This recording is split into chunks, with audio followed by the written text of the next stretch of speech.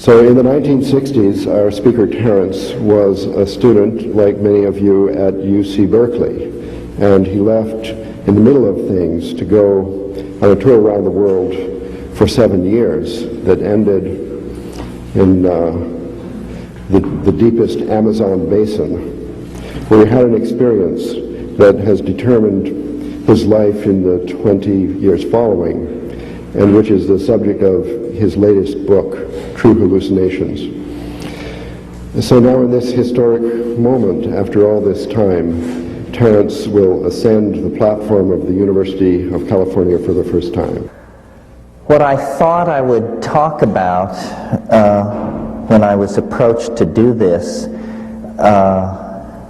the pressure was to say something new, which is a heart-sinking pressure to a warhorse of the lecture circuit. I started out thinking I would never repeat myself and sometimes wonder if I'll ever have a new idea again. But what I wanted to talk about this evening was illusions. And I called the lecture The Taxonomy of Illusion, because I think it's interesting to attempt to classify and relate the various kinds of illusions that stand between us and that presupposed naked, radiant truth.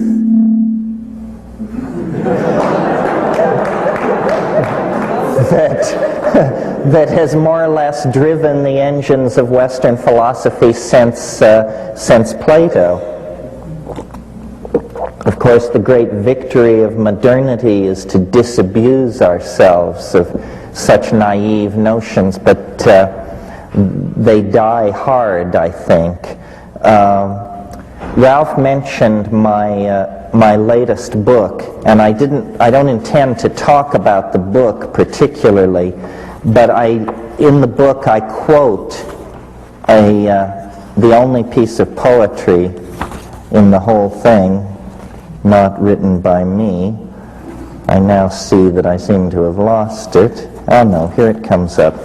But it relates to this on many, many levels, this question of illusion and the relationship of the self to the real and where the world falls in that equation, and the limits of knowledge and all that other good psychedelic stuff that needs to be considered.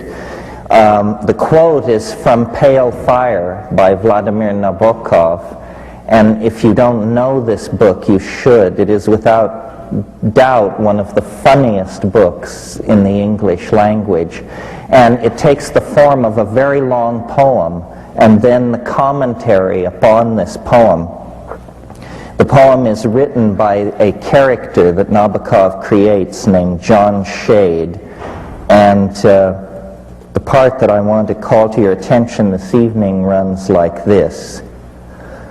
That rare phenomenon, the iridule, when, beautiful and strange, in a bright sky above a mountain range, one opal cloudlet in an oval form reflects the rainbow of a thunderstorm which in a distant valley has been staged, for we are most artistically caged. Now, this is a very strange piece of poetry. This is not like even Wallace Stevens at his most obscure. In the first place, this word, the iridule, you won't find this word in any dictionary, and yet I sensed that this is obviously the word for this phenomenon. I know what he's talking about. I have seen this opal cloudlet in an oval form which reflects the rainbow of a thunderstorm in a distant place. We're in the realm of mirage, and nature as mirage, and nature as mirrored labyrinth. And then the final point, and I'll go through all this in the course of talking to you. But the final line about being artistically caged, this is, I think, where the psychedelics come in. Because psychedelics allow one to pierce beyond the veil of cultural illusion, beyond the linguistic momentum of what has been handed on. The faith of Tantra and magic and psychedelics is that the apparent intransigent appearance of the world can somehow be overcome by an act of magic. I used to collect Tibetan thangkas, and the texts which go with some of these thangkas, I remember one in particular which, coming out of the Tibetan, the translation was, all things being reversed, the great Hla, the great God, appears instantly. You see, the precondition for magic is the reversal of causality somehow. And as moderns, we have grown to give great credence, I think, to the idea that the world is largely a linguistic structure, largely created through the participation of the observer. But we have not been able to take that perception and turn it into a technology. Instead, we are still driven by the blind momentum of atomic structure. Who was it who said the atoms blindly run? And then I think it was Whitehead who said, yes, but within the body they blindly run according to the body's plan. You see, what I think we're dealing with are patterns and then the indeterminate dimensions between patterns.